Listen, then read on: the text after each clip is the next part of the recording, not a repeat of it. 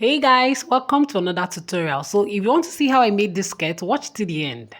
Firstly, we're going to be drafting a basic bodice. Many of you have requested for a basic bodice tutorial from me, and I'll be doing it in this tutorial. So first you need to draw a guideline. This doesn't have any measurements, just a guideline. So just so you have a starting point, okay? That's the need for the guideline. Just so you have a starting point and make sure it's straight, not slanting. If it's slanting, it's going to affect every other measurement. So consider the measurement chart at the right side of the screen. Now you'll be marking in half of your shoulder measurement. And from the half of your shoulder measurement, you'll be going down by 1 inch. From that, you take in your neck measurement, which is your standard neck measurement, 3 inches if you're on a bigger size, 2.5 inches if you're a smaller size. Connect that neck measurement to the 1 inch measurement like so.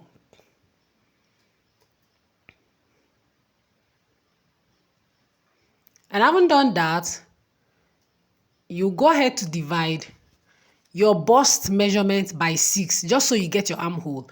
Bust measurement by 6 plus 2 inches. Bust divided by 6 plus 2 inches. And I've marked that. And having done that, I'll go ahead to mark my half of shoulder measurement like so.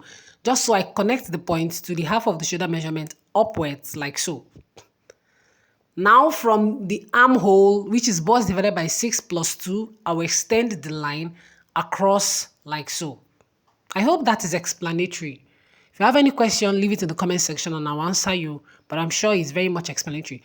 So I'm getting the mid of my shoulder length, and like so, I'll be going ahead to mark my bust vertical measurements, bust point, under bust, and half length, okay? From the mid of my shoulder, I went ahead to mark my vertical measurements, bust point, under bust, and half length or your waistline. So I used my ruler to extend those lines like so. Consider that measurement chart at the top of the screen, okay? It's going to help you understand everything that I'm saying. So I'll go ahead to impute my bust apart measurement or nipple to nipple, just like some people call it. And the way I get this is bust divided by 4 minus 2.5. So I'm going ahead to impute mine. I'm not mentioning figures, just so you don't get confused. Use what your measurement is, okay? We all have different body shapes. Yours must not be like mine. Just make sure you're calculating with the calculation that I've given and use what your measurement is. So once again, I'll go again. I said bust divided by 4 minus 2.5. So having done that, I'll go ahead to impute that measurement, which is half inch on both sides. Half inches on both sides, okay? Half inches on both sides. So having done that now, that is it. And we'll go ahead to we'll go ahead to get our armhole. So I'll get the midpoint of that line. And having gotten the midpoint, I'll go ahead to mark 0.8 inches inwards. If you're on a bigger side, you use 1 inch. And also 0.8 inch on the outward part, like so. 0.8 inch on that part, and I'll connect it like so. And for my neck depth, also I'll be using 2.5 inches. If you're on the bigger size, if you're a plus size, you use 3 inches. And like so. If you have French cuffs, you use French cuffs to make this easier for you. I'm used to this, and that's why I'm able to do a freehand sketch. So having done that, we'll go ahead to divide your bust divided by 4. And having gotten that, I always add half an inch. For my waist measurement, waist measurement divided by 4, you add your 1 inch. That 1 inch down, you have to add it. Then plus your half inch measurement. I actually add this half inch because I've noticed that the front part of my bodice is bigger than my back. So that's why I always add half an inch to the front and I'll subtract half from the back. So for the side bust dart, I'll go in from the very top line, 2.5 inches. Or literally just take 1.5 inch or 1 inch above your under bust measurement and mark that place. Then also you take in your dart leg, which is half inch on both sides. 1.5 inch or 1 inch from your under bust. Then having done that, you will mark your dart leg, and from your dart leg, half inch on both sides. I hope that is explanatory and well understood. And having done that, you're done with your upper bodice and you're going to be cutting out like so. Be sure you take your measurements correctly, considering this image at the top of the screen, which is going to help you to locate wherever it is you need to measure for the sake of those basic bodies. And I bet you're going to be having a well-fitted dress. So this is what our basic bodice front looks like. Our upper bodice front looks like. So we'll head now to draft that of the lower bodice front, okay?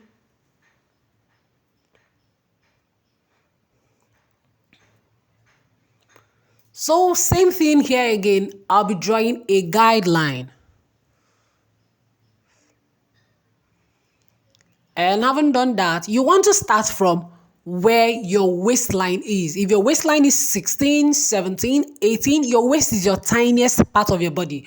If yours is 15, 14, you want to place your tape on that very guideline mark. You want to place that number on that very guideline mark and you draw down to your hip measurement. Your hip measurement is actually 10 inches after your waist measurement. So most times 8, most times 9. But for a peplum, it is 8. But for a normal gown, 10 inches. 9 or 8. Then you want to mark your knee length and your hem line. That is the full length of the dress you want to make, or the skirt you want to make, whichever one. So I'll be rolling down like so.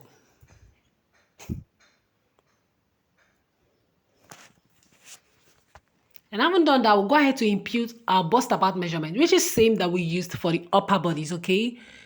And I'll go ahead to draw this only from the waistline down to the hip line. And I'll connect it like so. Also, I'll be marking my dart length. My dart length, I'll be using 4.5 inches or 5 inches, okay? Then for the dart leg, same amount that I took for the upper bodies is the same amount that I'm going to be using for the lower bodies. Just so when you make your dress, you're not going to be having your lower bodies that shifted to one side and the upper bodies that shifted to one side. Everything is going to correspond and come out nice and well. It looks professional. So having done that, we'll also be marking our waistline measurement, okay? Same as that of the upper bodies. And also my hip measurement. Hip divided by 4, subtracted by 2.5. Okay, for the hip part, hip divided by 4 minus 2.5. And for my knee length, I always subtract whatever I have from my hip, 2 inches from whatever I have from my hip. For my knee length, I subtract 2 inches from whatever I have from my hip, for my knee length. And I mark same thing down to the hemline, like so. And I connect this now to my waistline. And I'm trying to smoothen the hip part like so, just so it doesn't have a sharp pointed edge.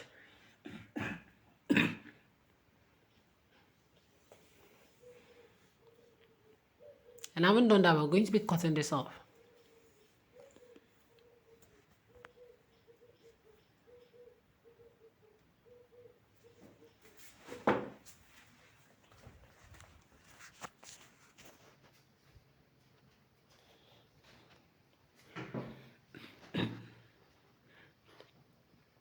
So yeah, this is it. And I'll be taking off that guideline part. We'll just be taking off that part because you don't need it. So this is it now. As you can see, if I put it together, it's in line. And this is what we're going to be using for this tutorial. So I'm going to be working on this now. 2 inches down from the waistline, like so. And I'll just use my ruler to bring it in a little bit. Then 2 inches from the hemline upwards, like so.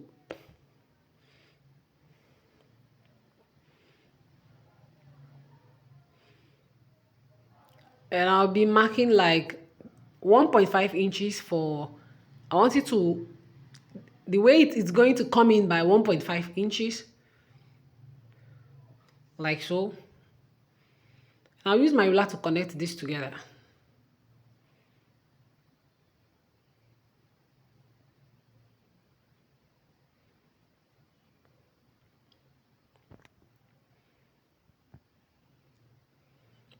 Then I'll go ahead to draw out the design, okay?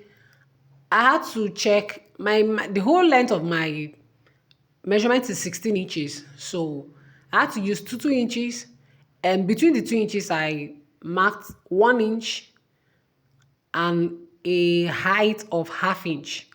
The reason why I'm doing this is just so it's regular, you know, just so the shape is regular and it looks neat, not like there's this part that is bigger than the other part and stuff like that.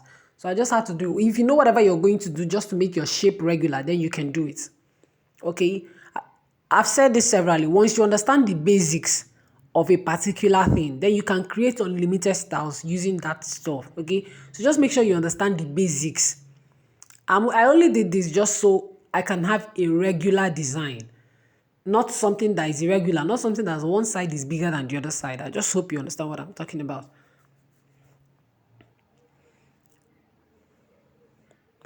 So the technique in this skirt now is that you want to look as if you placed you're wearing the pattern, the plain pattern on top of the ankara. Okay, like the plain fabric is on top of the ankara. So I'm gonna have to cut the ankara as a whole piece. Okay, I'm gonna have to cut the ankara as a whole piece, like so. Now that's the way I'm gonna have to cut the ankara as a whole skirt piece. Okay, so I also gonna have to cut to remove the design of the plane, like so. I'm going to remove the design of the plane like so. And I'll go ahead now to cut the plain fabric and show you guys what the technique behind this whole thing is all about.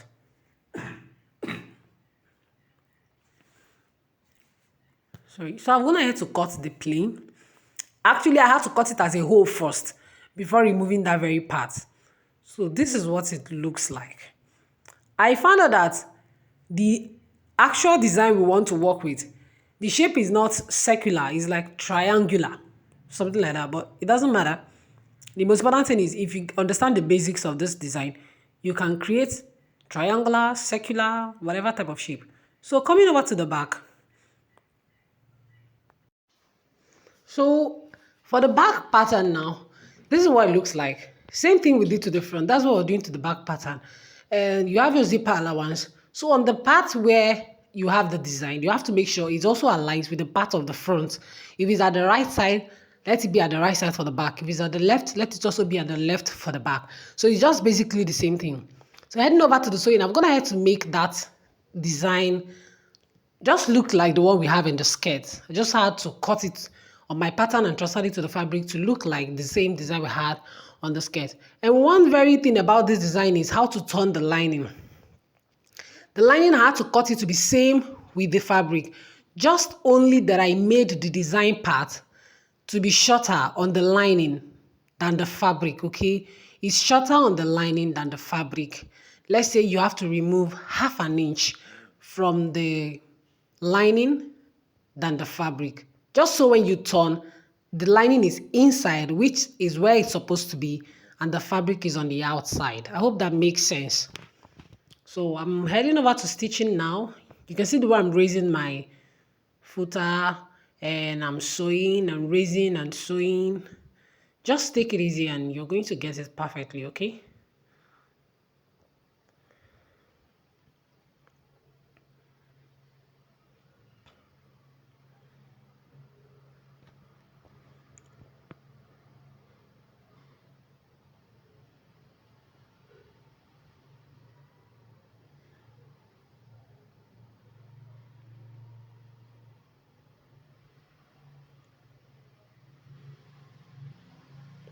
So I'm done sewing it now and I'll be turning it over to with my pen just because of those pointed edges. I'll be turning it over with my pen for the sake of those pointed edges to see what it looks like. You can create multiple styles with this. You can make it rectangular, you can make it like half a circle, you can make it, you can just make any shape you want, okay? You can just do any shape you want. Just as long as you create it nicely from your pattern, you're good to go. So I'm gonna have to do this and I'm having those kind of loops and that. So I'm going ahead to notch with my scissors.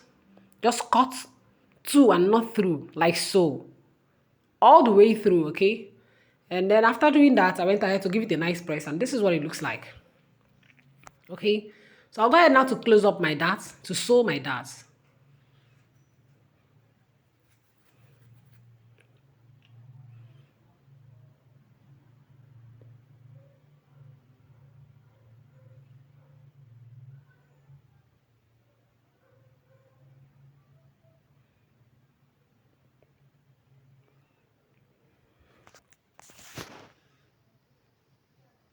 If you watched this video till this point, tell me what you've noticed about me sewing that. There's one particular thing that I always do when I sew my dart.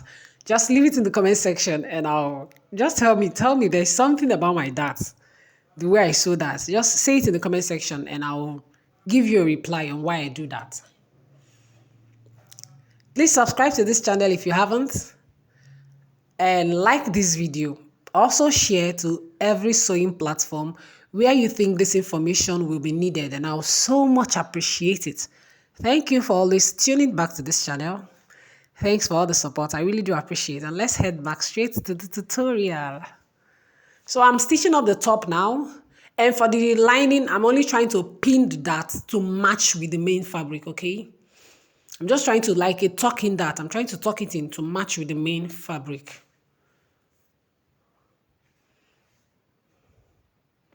Like so.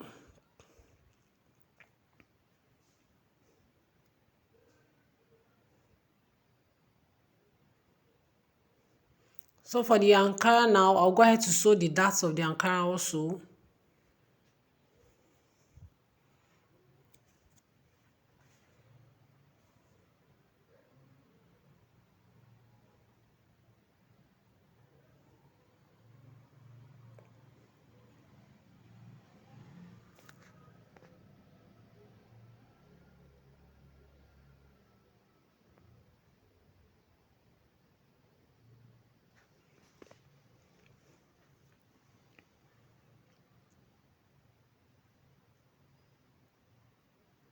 And I'll be placing it like so, making sure that the darts on the Ankara and on the main fabric align. Okay, I'll be placing it like so. Now go ahead to stop stitch both of them together.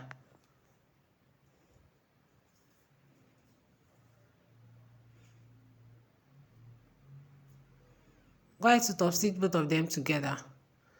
And this is what we are having.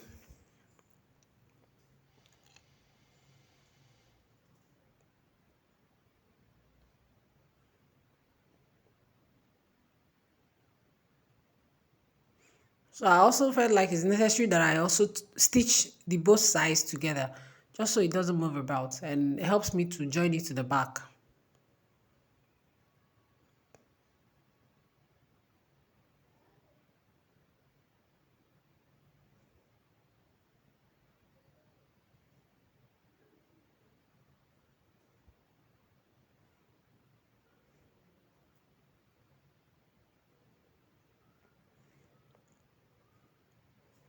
So we're heading over to the back. You also want to sew together first, considering your zipper allowance, okay? Actually, I always run the loose stitch on my zipper allowance area, and then I'm going to be stitching all the way to where I want my, what do they call it again? To be my opening, yeah, the back vent, yeah. Also, I'll do same thing for the pattern, for the plain rather. I'll sew loose stitch on where my zipper allowance is, then tighten it up and sew and stop to where I want to have my back vent, just so I'm able to walk, because it's actually a pencil skirt. So having done that now, I'll go ahead to fix this onto the Ankara, making sure that every part of it align together like so. Remember, the same turning method is the same method you want to use to turn up the plane for the back, same method we used for the front. And for the back, I'm using a tuck-in dart. Okay, like so. I'm using a tuck-in dart for the back pattern I actually found out I tucked this part in wrongly, so I had to open it up and tuck it in the right way. And like so, yeah.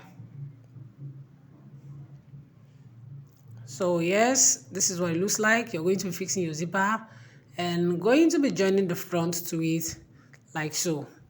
And that's it for this tutorial. Subscribe to this channel and I'll see you in my next video. Bye.